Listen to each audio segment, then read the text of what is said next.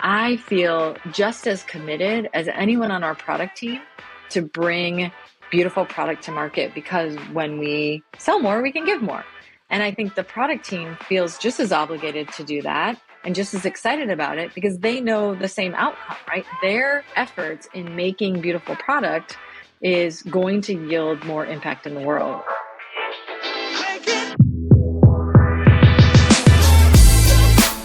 You're listening to Retail Remix, your inside access to candid conversations with the people shaping retail's future.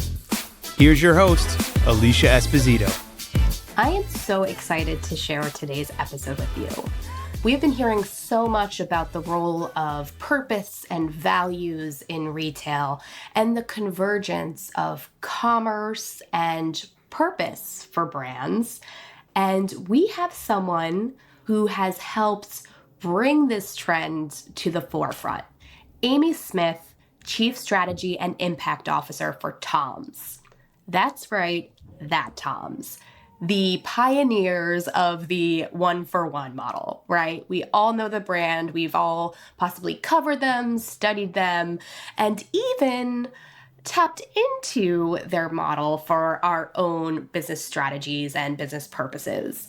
Like many brands, TOMS has gone through a bit of an evolution. So today, we're going to get into that. We're going to get into the heritage of TOMS, why there was an evolution, why it was necessary, and what consumers told Amy and her team as far as what they were looking for from the brand, what they needed or wanted to contribute to in terms of purpose and mission.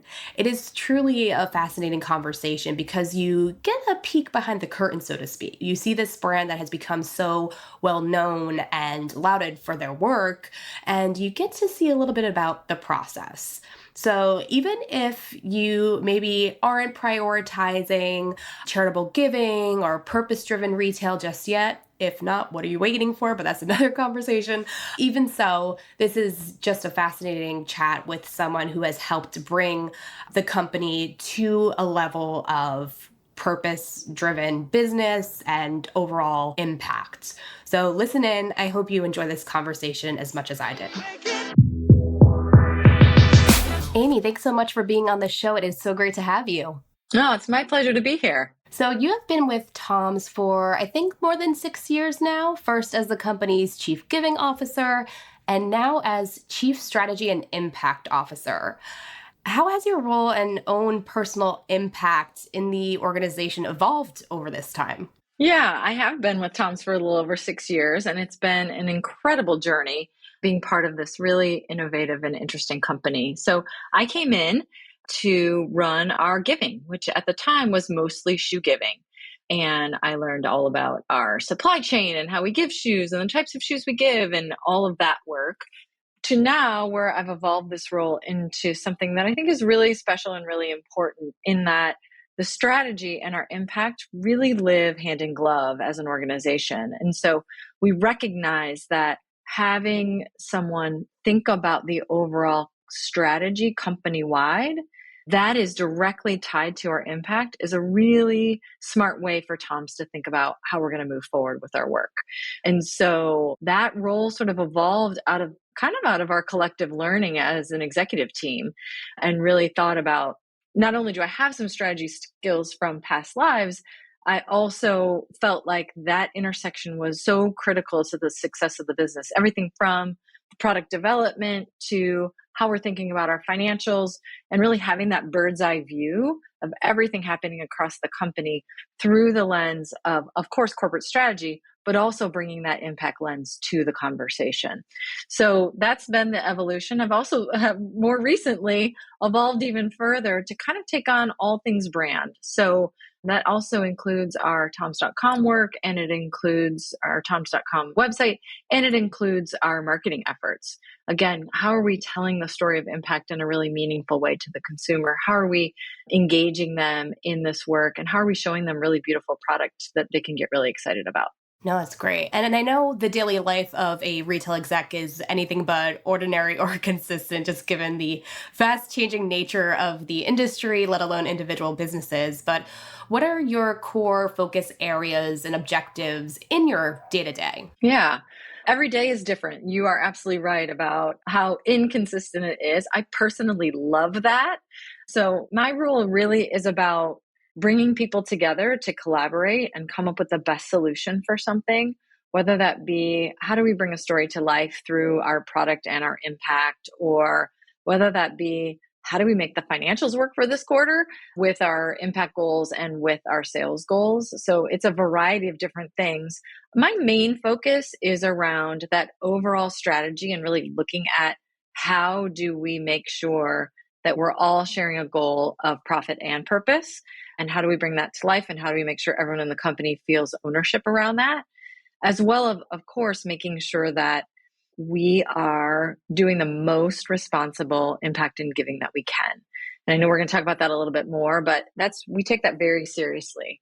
And so ensuring that we're working with the best partners in the best sorts of ways with the best support from our impact team is something that I spend a good bit of my time on. And then all those intersection points, right? How do we bring the story to life? What does a product collaboration with an impact perspective look like? How are we thinking about the product line for the next year so that we tell really beautiful stories about our product as well? It's a potpourri of things that I absolutely love. I love working this way. I've always said I love going into work and being 90% excited and a little bit 10% terrified. I'm not going to get everything done that day. That's a good day for me. Yeah, no, that's great. And it seems like it's stretching all of the right creative muscles, which I feel like in order to be truly productive and passionate about your work, there does need to be a bit of that tension, right? Like it's stuff you're good at and you enjoy doing, but there is also that little bit of challenge or in some cases, uncertainty that kind of lights a fire under you, so to speak. And we definitely are going to get into the strategy and the vision for TOMS because, I'll be honest, I think when most people think about cause-related retail, charitable giving, I feel like TOMS is one of the first brands, if not the first brand, a lot of folks think about, just because you've really just charted a mission, charted a brand's purpose that is so connected to contribution and making a positive impact on society, which obviously a lot of folks are thinking about and making moves on now. But how has Tom's approach to supporting social and even environmental causes evolved since those early days of that one-for-one giving model? Yeah. Yes, we've come a long way and made some really big changes as of late. So thank you for the kind words. We do feel very proud to be the pioneer of the one-for-one model and really of profit and purpose and how those can sit together. And we are so excited that so many other brands have taken this on and made it their own and taught us along the way. So it's something that I'm just thrilled that the world is thinking about how profit and purpose live side by side and how we do that really effectively. So we are incredibly proud of the impact we've been able to have. We've impacted 100 million lives through our shoe, site, and water giving in a one-for-one model, as you outlined. And one thing that has evolved is how we go about that work and that impact. One thing that hasn't changed is our mission. And Tom's is in business to improve lives. And that's part of our DNA. That has been who this company has been from day one and makes it so that we can sort of lead and innovate and think differently about what does it mean to be part of the corporate ecosystem and have social responsibility, right? And so in April of last year, we marked our 15th anniversary. And as part of that, as you can imagine, a really reflective moment for the company, but we're also in such turmoil as a world, really. I was going to say as a nation, but as a world with everything that was happening from the pandemic to social unrest to all sorts of everything in between, right? And so it was a really reflective moment for us as a globe and us as a company. And we decided that this was the right moment to announce and share with the world a new impact strategy that we've been thinking about for a while. And so we spent about a year really doing research and evaluating and thinking about how do we want to give going forward? And do we want to continue to one for one? And do we want to continue to give shoes, sight, and water? And I really wanted to drive this question of, are we having the greatest impact possible with the unprecedented giving that we do? And if that question can't be answered confidently, yes, I do believe it's time to rethink your model. And we were at that crossroads for sure. So after lots of diligent research and evaluation, and really kind of some soul searching across the board as a company, we decided that it was time to move away from one for one that had been adopted from so many others. And again, so proud of that, and change our commitment to giving at least 1/3 of our profits, and giving 1/3 of those profits to grassroots good that were people and communities working to create more equity in the world. So that's pretty high level, right? And so that made sense to us, but we weren't sure it was going to make sense to the consumer. So we've really honed that focus and looked at that equity that we want to create in the world with that 1/3 of those profits, with these more grassroots, local based community organizations to really focus on mental health. So when you buy TOMS, you help fund access to mental health resources for the millions of people who need them. So we do that by giving 1/3 of our profits. We do that by supporting grassroots organizations focused on mental health. And we do that through really bringing together the best of what those nonprofits that are working in this space have to give with the resources we can contribute to their efforts. So it's a really big change for TOMS. We're so excited about it. It's had its ups and downs. It's been really, really good, and something that we think we can build on for many years to come. No, that's great, Amy. And obviously, we've been hearing a lot about how consumers are wanting to do business with brands that they believe align with their core values and their priorities. I always find this data point interesting because it can be so contingent upon multiple factors, right? Like where the consumer is in their lives, what their priorities are in that moment, or just their own specific preferences and what they deem important or critical to their purpose as individuals. So I have to ask, what have you learned about the TOMS consumer as you've gone through this process of pivoting your strategy and going to market with this new vision for the brand? Yeah, that's exactly right. More than ever, just generally, we've learned that consumers are really kind of putting their money where their mouth is, right? They're incredibly savvy. They want to buy from brands that care. They want to buy from brands that align with their values, like you mentioned. And they're going to do the research to ensure that that's true for them. And so it's incredibly important for us to be authentic and credible and transparent with what we're doing and what we're learning and what worked and what didn't. And so we do things like publish an annual impact report that outlines everything we were aspiring to for the year and outline what worked and what didn't and what we're changing and what we've learned. And so it's a very different way of doing business from years ago. And I think it's really the expectation of the consumer. So we're doing a lot to be really transparent with them and really be in community with them, paying attention to what they care about. We know that mental health is top of mind for our consumer, and it was an area where we really could plug in and really make a meaningful difference. We thought we know that 1 in 5 Americans face a mental health issue annually, and we know that nearly half of them want to access a resource or get support and don't know where to start. And so we talk about mental health more broadly, but when we're actually making our investments, it's in those specific areas to help people access a resource early in their journey of mental health. And so that's really directly driven from what our consumers care about most, what's the data telling us, where we think we can plug in a meaningful way. And that's all important. I know you've talked about this before on other shows, but it is heartbreaking to talk about purpose washing, and that's a real thing now and that it's happening. And so we're trying to be really careful with how we show up. We're a learning organization. We do not have all the answers, but we try to partner around doing our best work. And we think the consumer responds to that. Yeah. And I think just the general emphasis on mental health, especially with, the pandemic. And I know Gen Z overall is so centered around mental health kind of being the cornerstone of self-care and wellness and kind of changing the narrative around mental health and how we talk about it and how we address it as a broader society. So definitely some strong alignment there with some of the priorities that I'm seeing in the marketplace for sure. And in order to kind of minimize or keep that purpose washing in check, I'm sure there has to be a lot of alignment within the organization, right? Like what the intentions are, what the objectives are, and who's basically going to help implement what, right? So can you kind of go into that process a little bit, whether it be for Where Good or any other initiatives that your team is working on? Like who is involved in the execution process? Like how do you align and collaborate to ensure that these ideas are brought to life in the most intentional way possible? Yeah.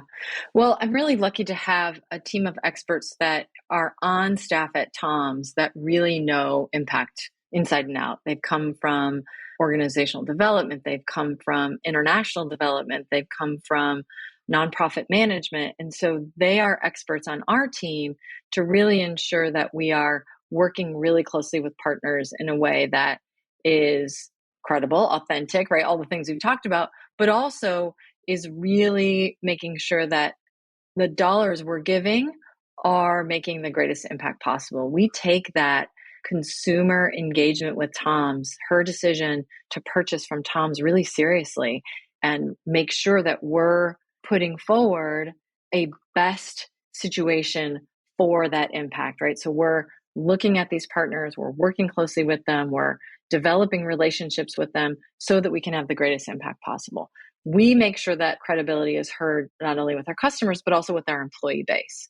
And so when you talk about how do we go about making these decisions about who we work with and what we do, it really does boil down to a pretty thoughtful process led by our impact team to ask a lot of questions, to make sure we have deep and authentic relationships with these partners, to make sure that we're using past work and past successes as an organization and as a organization that gives money away to inform where we go from here based on what we've learned, thinking about where we can add the most value, right? That we know so much is happening in the mental health space, as you've mentioned, Gen Z and how important it is to them, and really millennials as well. So those are all kind of the foundational components that allow us to sit together and say, okay, we want to have the greatest impact possible, but we also want to sell shoes and we have other goals and objectives as a company.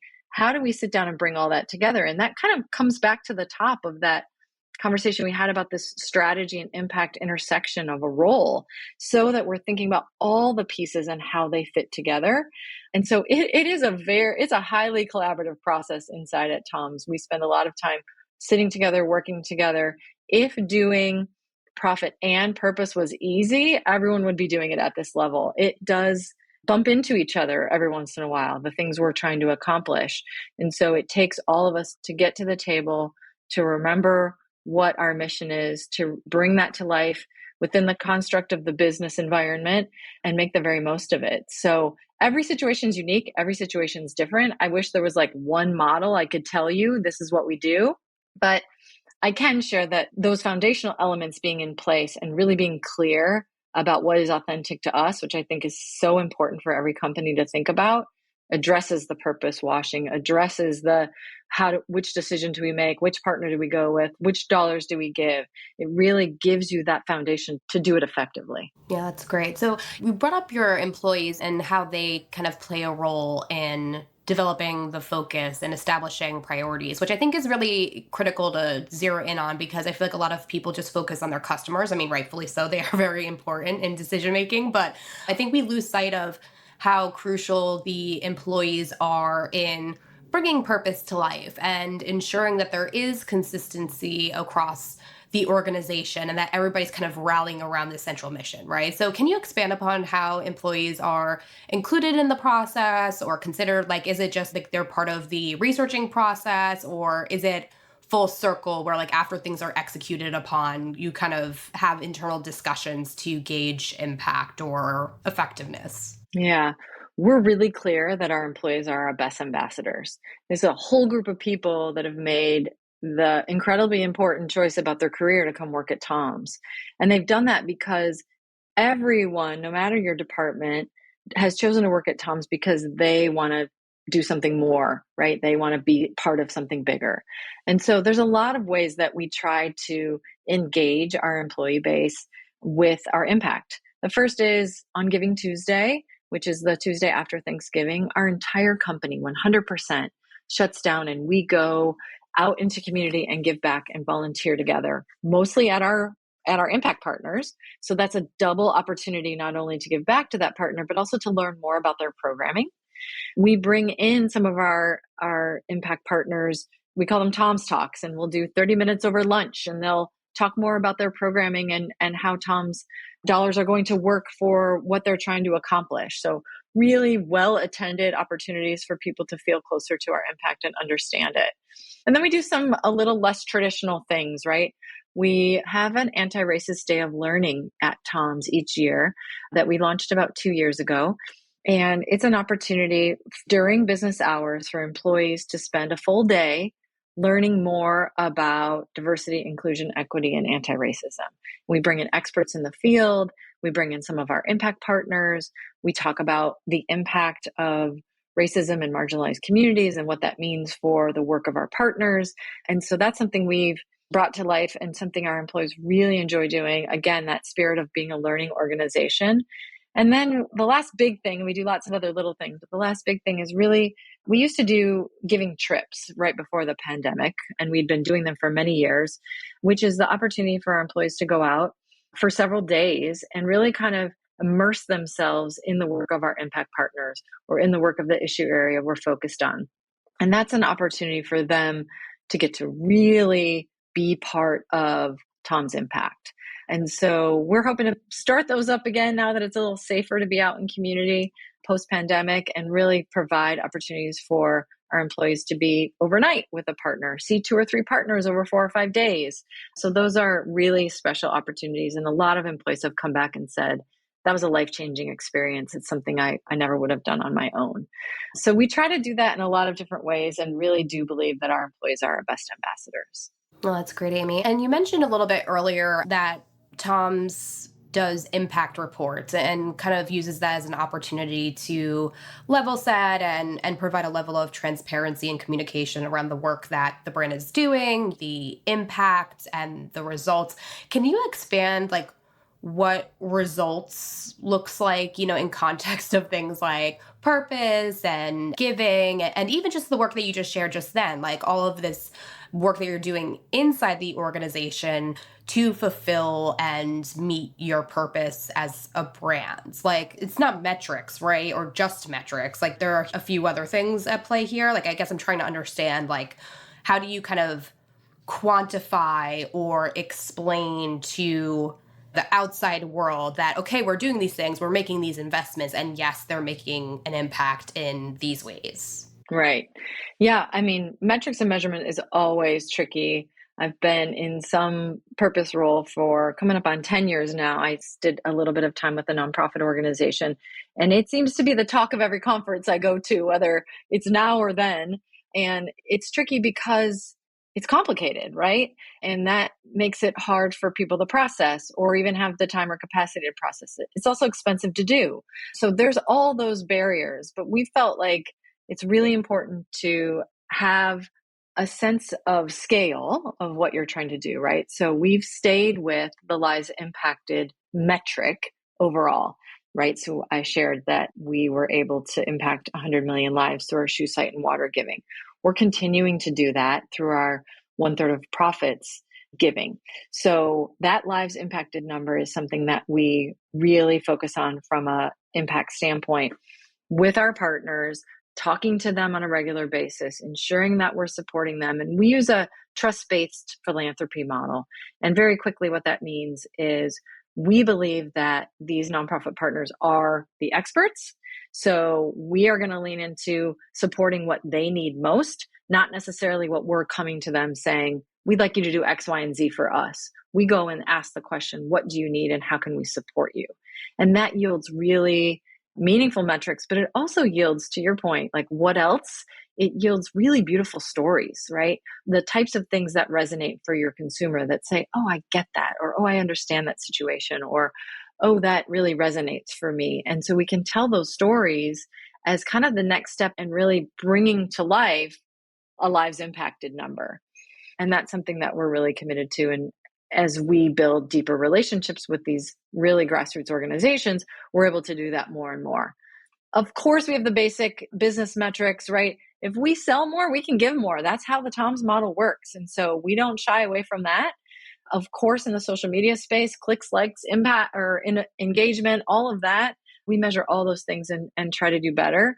But in that, really telling the story of impact and having a singular number that people can latch on to, that's how we approach it. Oh, that's great. It just goes to show how many layers there are to this process, and how many things that you can bring into the conversation to illustrate the influence and value of all of this work, because it isn't just, a one road thing or one specific program or initiative. It really does have a lot of hubs and spokes.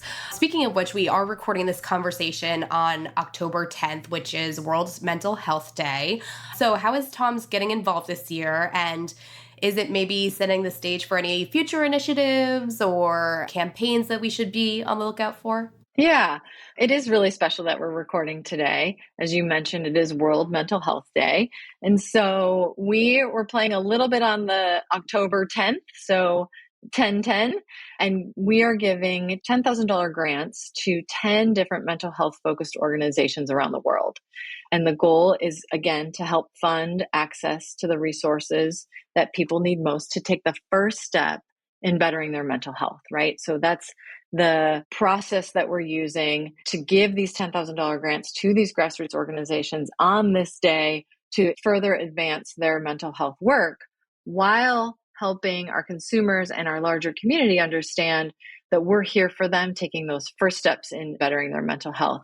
And you mentioned a little bit earlier about our Wear Good campaign, and that's really the underpinning of everything that we're doing.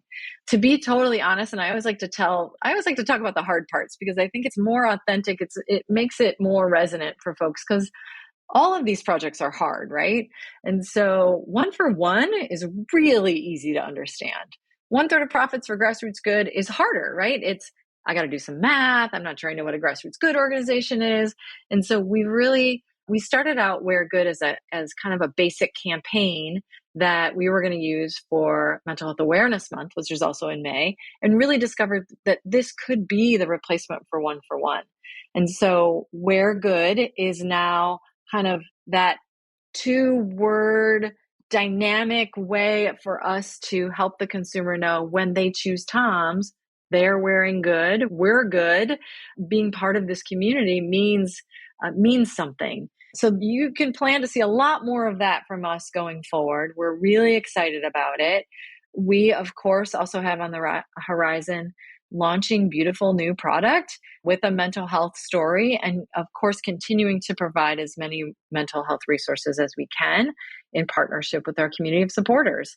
So all of this is still, even though it's been a year or so, it still feels pretty new, and we feel like we've got a lot of exciting work in front of us. That's great. I'm so glad you brought up product, because obviously, given your role, I wanted to focus our conversation around, charitable giving and purpose and how does that come to life. But obviously, Tom sells products, and, a lot of retailers are trying to find that right balance or marriage of purpose and product.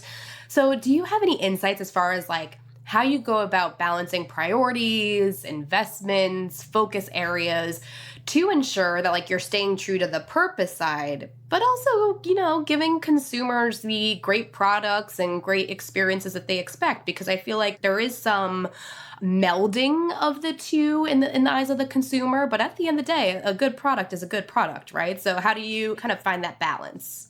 Absolutely. It is so critical. I always say, even before taking on some of this marketing role and taking on some of this strategy role, you can have purpose all day long. If you have a product that consumer doesn't want, they're probably not going to buy it just because of your purpose, right? In most cases, there's a handful of exceptions out there probably. And so I feel just as committed as anyone on our product team to bring beautiful product to market, because when we sell more, we can give more.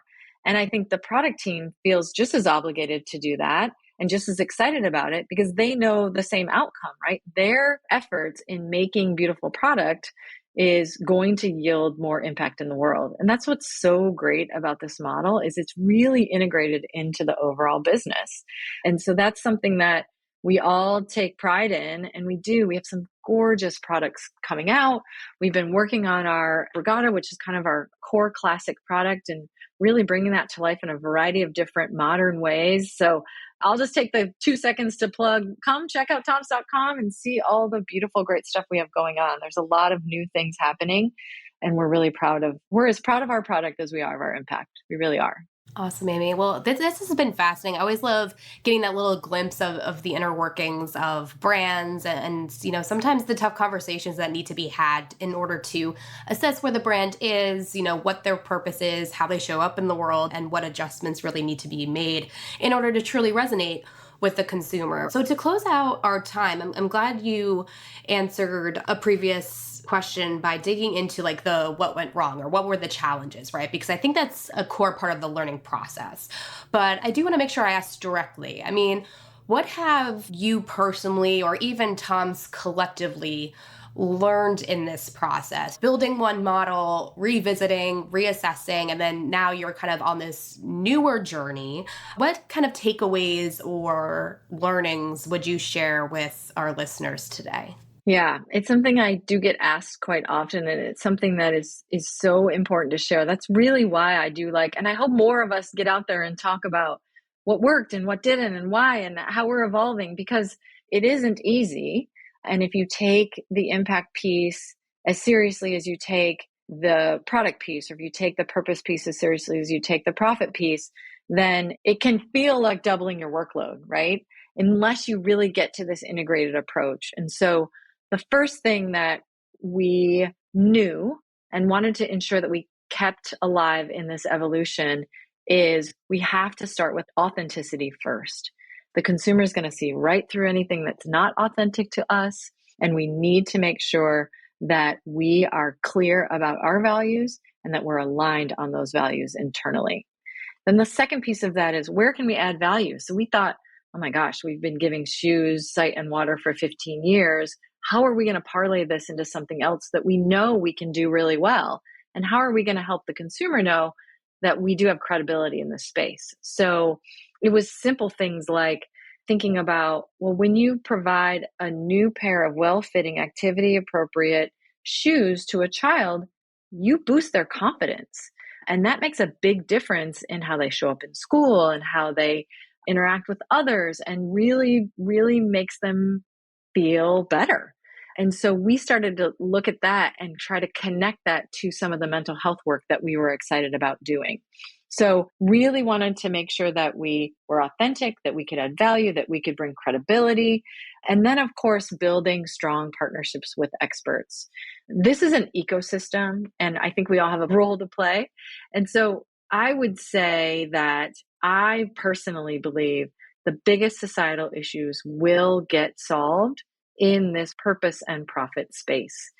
The nonprofits or the community-based organizations have the expertise. They know what's happening on the ground every day. And the companies have the resources. So when we can bring those two things together in a way that really is focused on creating change, that's where I really think big change is going to happen in the world. And we're going to really start solving some of the biggest challenges that our communities face today. That's what makes me so proud to be part of TOMS. That's what makes me so happy that we continue to remain so committed to our mission. And what we've really learned in this transition is we can keep that commitment, and we can continue to do more and do it more effectively.